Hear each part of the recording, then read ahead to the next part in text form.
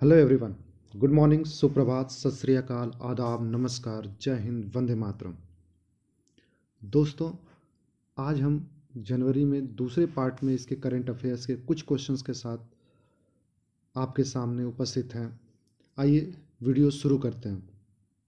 हमारा पहला प्रश्न है, जैसा मैंने आपसे कहा था कल ही, कि खेल रत्न जो पुरस्कार हैं उनकी घोषणा हो चुकी है। तो पहला प्रश्न जो है हमारा, खेल रत्न अवार्ड 2025 से कितने एथलीटों को सम्मानित किया जाएगा? तो अभी एक एक करके हम लोग लेंगे, क्योंकि घोषणाएं कई सारे क्षेत्र में हुई हैं। ठीक है, तो उसमें आज हम लोग बात करने जा रहे हैं सिर्फ मेजर ध्यानचंद खेल रत्न पुरस्कार का। ठीक है, तो अगर हम बात करते हैं कि इसमें कितने एथलीटों के लिए घोषणा की गई है, तो यहाँ पे आपको मिलेगा,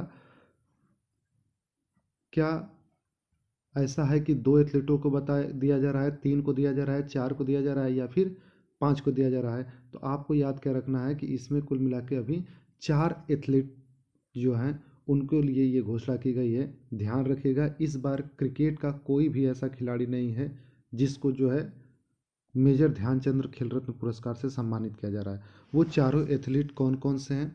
तो चूँकि इस साल आप लोगों ने इनके बारे में बहुत ज़्यादा नाम सुने होंगे। जैसे अगर बात करते पहले कि इसका जो है कौन इसकी घोषणा करता है, तो युवा कार्यक्रम और खेल मंत्रालय। ठीक है, ये घोषणा करने वाले हैं। प्रश्न पूछा जा सकता है कि खेल रत्न पुरस्कार कौन देता है? तो युवा कार्यक्रम और खेल मंत्रालय जो है इसका देता है। ठीक है, इस पुरस्कार को अगर हम आगे बात करते हैं तो ये 4 लोगों किसको किसको मिला है, तो एक अभी आपको याद होगा, डी गुकेश। ठीक है, इनको याद रखिएगा। ये जो डी गुकेश हैं ये शतरंज के खिलाड़ी हैं और सबसे युवा जो हैं विश्व चैंपियन अभी हाल ही में बने हैं। इसके अलावा दूसरे नंबर पे जो है हरमनप्रीत सिंह, ये अभी हमारे हॉकी जो है, हॉकी इंडिया उसके जो है कैप्टन है। ठीक है, और इन्होंने 2 बार हमें क्या किया है, ओलंपिक में जाके हमें पदक दिलाया है। उसके बाद जो प्रवीण कुमार हैं ये पैरा एथलीट हैं। ठीक है, पैरा एथलीट का मतलब इन्होंने ऐसे में, जैसे इस तरीके से ये एथलीट है कि इनके पैर घुटने के नीचे कुछ न कुछ ऐसी चीज़ें होती हैं जो कि आपको चलने फिरने में दिक्कत हो, या फिर आपने आर्टिफिशियल लेग लगाया हो। ऐसे एथलीट में इन्होंने जो है भारत को मतलब काफ़ी नाम ऊंचा किया हुआ है। और लास्ट में आपने देखा है मनु भाकर का नाम आपने सुना होगा। ठीक है, निशानेबाजी में इन्होंने 2 लगातार एक तरीके से कह सकते हैं कि हमें जो है वो पदक दिलाई हैं। ठीक है, तो और वैसे भी पहली निशानेबाज है जो कि हमें ओलंपिक में पदक दिलाई हैं। बात समझ में आया? इन पुरस्कारों को चूंकि अभी घोषणा की गई है, लेकिन प्रदान कब किया जाएगा? 17 जनवरी को राष्ट्रपति के द्वारा। ठीक है, तो ये चारों एथलीटों को ध्यान रखिएगा फिर से, डी गुकेश, ठीक है, हरमनप्रीत सिंह, प्रवीण कुमार, मनु भाकर, 3-4 बार ऐसे ही बोलिएगा। ठीक है, डी गुकेश, हरमनप्रीत सिंह, प्रवीण कुमार और मनु भाकर, इन चारों को दिया गया, यही अत्यंत महत्वपूर्ण है। आइए हम लोग बात करते हैं कुछ और पुरस्कार जो अभी हाल ही में दिए गए हैं। ठीक है, करंट अफेयर्स के तौर पे इनको भी हमें याद करना है। तो साहित्य में जो नोबेल पुरस्कार किसको मिला है? हान कांग। ठीक है, ये कहाँ की हैं? ये आपकी दक्षिण कोरिया की है। ठीक है, उसके बाद बुकर पुरस्कार की बात करते हैं तो समांथा हार्वे। ठीक है, पुलित्जर पुरस्कार किसको मिला हुआ है? हेन्ना ड्रेयर, ये न्यूयॉर्क टाइम्स की हैं। उसके बाद अगर हम बात करते हैं ग्रेमी पुरस्कार किसको मिला है हाल ही में? ग्रेमी पुरस्कार तो ये मिला हुआ है शंकर महादेवन और जाकिर हुसैन साहब को। ठीक है, शंकर महादेवन और जाकिर हुसैन साहब को। गांधी मंडेला पुरस्कार किसको मिला है? रिगोबर्टा मेंचू तुम को।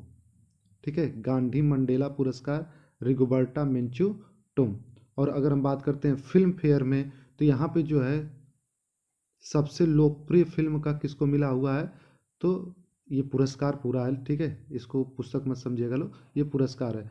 12वीं फेल को सबसे लोकप्रिय बोला गया है। और जो जोराम है ये सबसे ज़्यादा आलोचक की कैटेगरी में, यानी बेस्ट क्रिटिक मूवी जो है उसमें इसको दिया गया है। 12वीं फेल सबसे लोकप्रिय मूवी है, जोराम जो है सबसे ज़्यादा आलोचक मूवी है।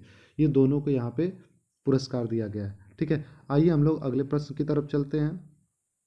अगला प्रश्न क्या है?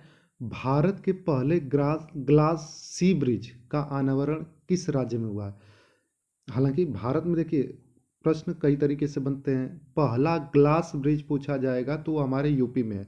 ठीक है, उसकी बात नहीं किया जा रहा है, यहाँ पे बात किया जा रहा है पहला अनावरण किया गया है, तो वो कहाँ पे किया गया है, ये किया गया है आपका तमिलनाडु में। ठीक है, कहाँ पे किया गया है, तमिलनाडु में। आइए इसके बारे में थोड़ी सी बात कर लेते हैं। जो तमिलनाडु में इसकी हाल ही में अभी पिछले साल के जो है 30 दिसंबर को हमारे वहाँ के जो मुख्यमंत्री हैं, ठीक है, M.K. स्टालिन साहब,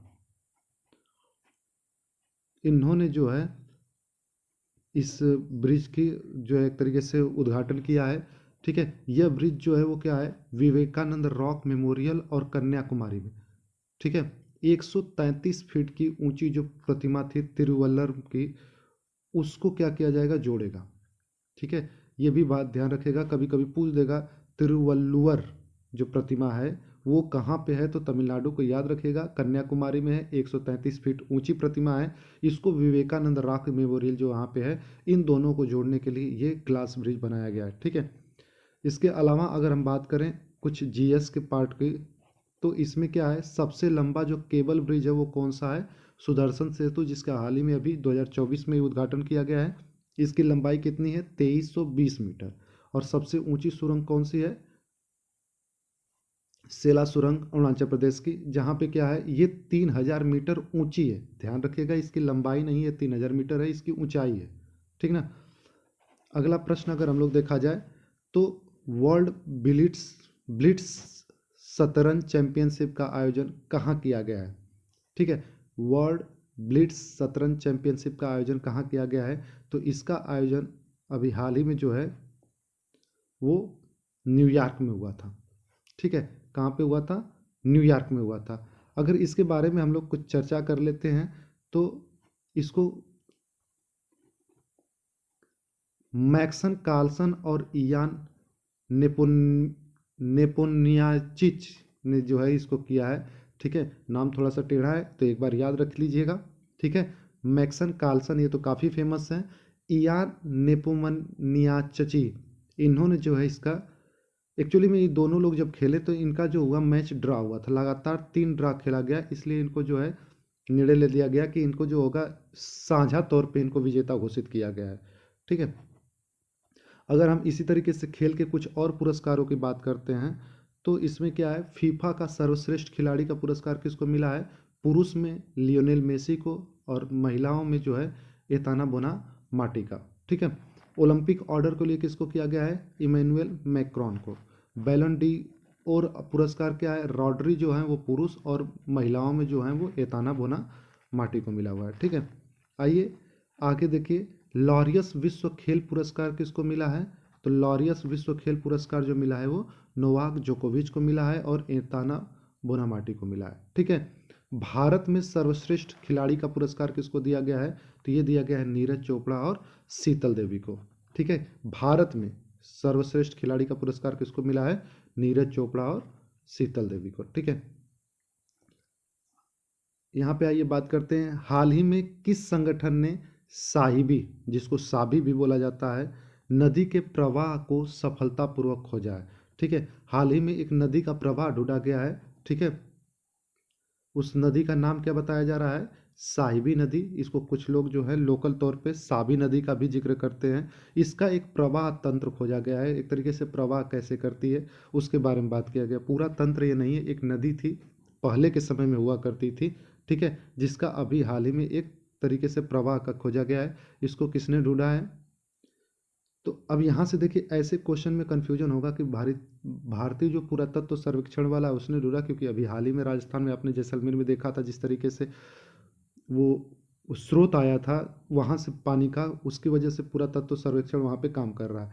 उसके अलावा जो है राष्ट्रीय स्मारक प्राधिकरण, जली जल विज्ञान संस्था, यहाँ पे भी आप कंफ्यूज हो सकते हैं क्योंकि जल से रिलेटेड है, लेकिन एक्चुअल में अगर बात किया जाए तो इसको किसने ढूंढा है, Indian national trust for art and cultural heritage. फिर से ध्यान रखिएगा, Indian national trust for art and cultural heritage. ठीक है,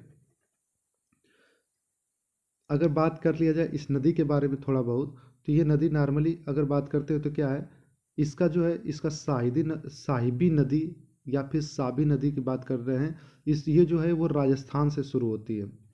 ठीक है, कहाँ से, राजस्थान से शुरू होती है और हरियाणा तथा दिल्ली से होते हुए गुजरते हुए, ये एक्चुअली यमुना नदी की क्या थी, सहायक नदी थी।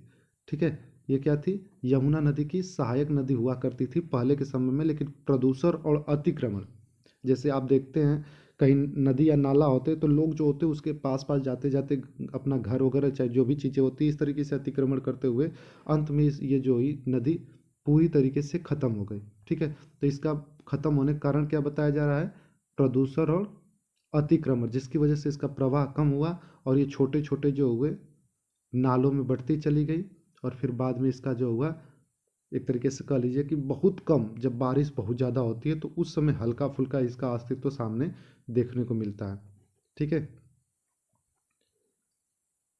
अगले अगर हम लोग बात करते हैं तो यहाँ पे क्या है आपका, ब्रह्मपुत्र का अगर नाम हम लोग नदी से बात करते हैं तो ब्रह्मपुत्र का नाम जो होता है अलग अलग जगहों पे अलग अलग होता है। जैसे आपको पता है कि तिब्बत में इसको किस नाम से जाना जाता है, सांगपो से। ठीक है, अरुणाचल प्रदेश में जब वो इंटर करती है तो इसको किस नाम से जाना जाता है, दिहांग के नाम से। ठीक है, इसके बाद वो जब असम में आती है तो इसी को हम लोग ब्रह्मपुत्रा के नाम से जानने लगते हैं। और जब ये यमुना में जाती है तो इसको किस नाम से जानते हैं, सॉरी, बांग्लादेश में जब ये जाती है तो उस समय हम इसको जमुना के नाम से जानते हैं। वहाँ पे जब गंगा की जो दूसरी धारा है पद्मा वहाँ से आके मिलती है और फिर आगे जो होती है दोनों मिलने के बाद किस नाम से हो जाती हैं, ये हो जाती हैं मेघना के नाम से। ठीक है, तो आज जो है आज के करेंट अफेयर्स की इस वीडियो में हम लोग इतना ही रखते हैं। फिर मिलते हैं नेक्स्ट वीडियो में कल कुछ नए क्वेश्चंस के साथ।